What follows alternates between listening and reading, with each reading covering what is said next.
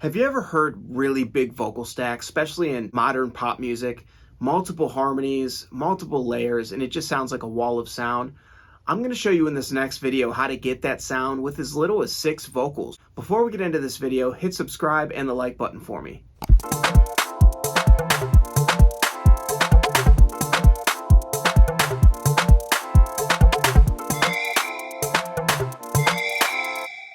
Hey guys, this is John from Perfect Vocals Academy. Today's video is about how to make vocal stacks that sound huge. I like to basically double the vocal, obviously. You want to double the main. I like to double harmonies, and I like to do multiple parts in your harmonies. So you have your main vocal, normally a third below, a third interval below, and then sometimes a high one too, like a fourth or a fifth. It really depends. You really want to use your ears, and honestly, this is not easy for, unless you're good at arranging. Being good at arranging harmonies is kind of like an untaught skill. It's a hard thing to really teach, but if you really practice and try to hear different harmonies and listen to the instruments, you can really find these. So this is actually my wife singing. She's got an awesome voice. She's really good at doing harmonies. We've worked for many years on harmonies, and she really understands now how harmonies work, and so it makes it nice and easy. So it is a lot easier to do this type of thing I'm about to show you with a singer that understands harmonies. Some singers just kind of know how to do a lead, and harmonies are like a foreign language. So did I tell you that I love you? Did I tell you that I need you? Did I tell you that I want you? Did I tell you that I miss you? Did I tell? So those are 3 different vocal parts. Each one is doubled. So we have this one. Did I tell you that I miss you? Did I tell you that I adore you? That's the main vocal. Then we have the third.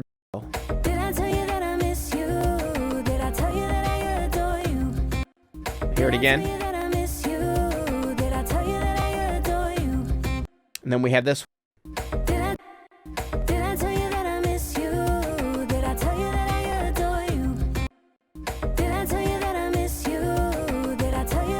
They fit together like a glove.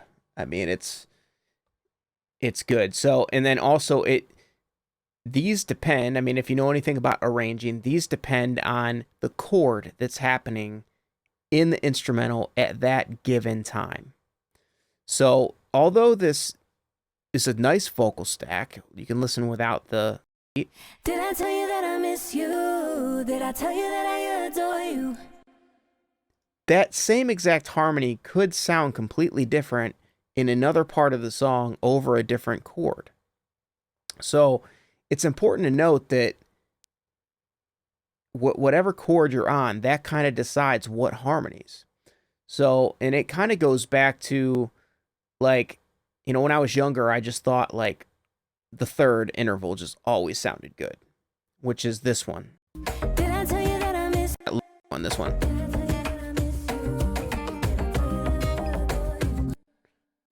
Did I tell you that I miss you? It sounds so good with that main, which it really does a lot of the time. But the thing about the third harmony is certain chords will hit and it will clash with that third harmony. So you have to shift it to a fourth or a fifth. So it all really depends. You cannot just do one type of harmony and that's it. And that was something that I learned over the years.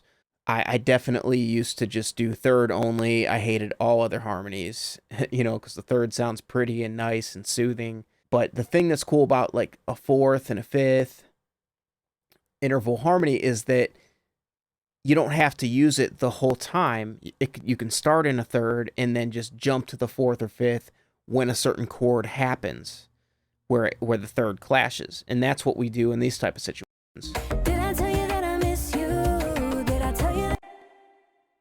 Like that low note there, I think it goes to the fourth. Did I tell you that I miss you? Did I tell you that I adore?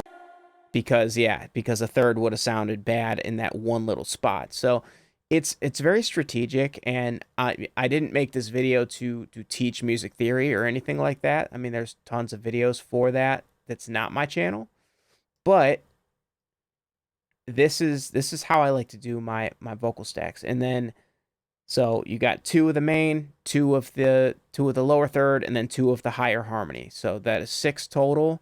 You can do more. You can do 3 of each if you really want to get crazy with it.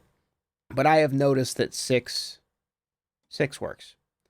So, and then also I want to point out that I like to filter the background vocals. So I usually bring it as far as 200 hertz because I don't want any of that low end. So let's check this out. Did I tell you that I miss you? Did I tell you that I adore you? Did I tell you that I miss you? Let's hear without it. Did I tell you that I miss you? Did I tell you that I adore you? Doesn't sound bad. It doesn't sound bad because it just sounds nice and full, but it sounds a little unclear. So just a little bit. So when this comes in, did I tell you that I miss you? Did I tell you that it keeps the main vocal up in your face and pushes the background vocals back just a touch. Did I tell you that I miss you? See, listen, now the background vocals are going to come up just a bit. Did I tell you that I miss you? They're kind of like the same as the vocal. We want the vocal to be the forefront. Did I tell you that I miss you? Did I tell you that I adore you? And another thing I like to point out, so if you put an analyzer on the main, did I tell you that I miss you? It sounds like the main thick of it is around 400 hertz. Did I tell you that I miss you? Then we got 2K, got a bump there. So 400 2K, and that's way up there. Like, it's cut off, but about 12K. 400 2K, 12K. So those are prominent spots in the main vocal. What can actually be nice is, and make it fit like a glove even more, is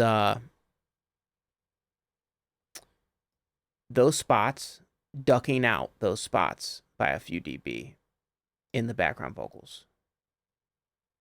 2K. And we'll not do a shelf, we'll do a bell curve at 12. And we can narrow these up just a little bit. Now let's see what this sounds like. Did I tell you that I miss you? Did I tell you that I adore you? Let's hear without. Did I tell you that I miss you? Did I tell you that I adore you? Did I tell you that I miss you? It's not really a huge difference, but there's just a nice little clarity that happens. Did I tell you that I miss you? Did I tell you that I adore you? It just tightens it up. Perfect Vocals Academy presents the Vocal Mixing Masterclass. Do you want to become a profitable audio engineer? This course includes a PVA sound treatment ebook, 15 in-depth videos, as well as worksheets for each video. Bonus video, how to profit as an up-and-coming audio engineer, and a bonus Pro Tools template using Waves plugins is also included. So I really like to do that. So what this does is we are EQing the background vocals opposite of where the main vocal is prominent. So that's letting the main vocal have those prominent frequencies and ducking where the main vocal is prominent out of the background vocals. Guys, I hope this makes sense. It was a short video, but it just lets you know that with 6 vocals, only 6, you can have a huge sounding vocal stack. Just have 3 different parts in the harmonies, and make sure you are filtering and EQing different from the main vocal. Guys, feel free to check out the Mixing Masterclass. It is in the description below. It is about 10 hours of just tons of this, what I do on my YouTube channel, but it's all in one place. And that can be really cool. Sometimes YouTube can be overwhelming, and the fact that everything is in one place with this course, you can just log in and just dial in and get in your flow state is huge. So feel free to check that out, and I will see you guys next time.